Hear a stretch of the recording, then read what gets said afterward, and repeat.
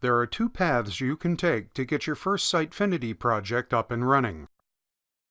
The NuGet package option is loved by those who spend their day in Visual Studio. Business users, however, will be happy to learn that they can just as easily create new projects via the Sitefinity Project. Project Manager is added automatically by the Sitefinity installer, or you can download it additionally from your account, Downloads from Sitefinity CMS page. When you install Sitefinity, it adds a copy of the Sitefinity Project Manager to your machine and creates a few shortcuts to it. Project Manager can also be downloaded and installed separately and is available for download in your account.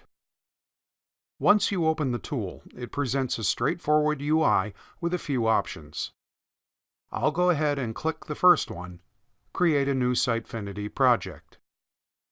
This will take me through a wizard-like interface where I'm going to create my new Sitefinity project. On the first step, I need to give my project a name and proceed. The second step requires me to provide my credentials to your account so a license file can be downloaded. Here I have the option to apply a license file I have previously downloaded.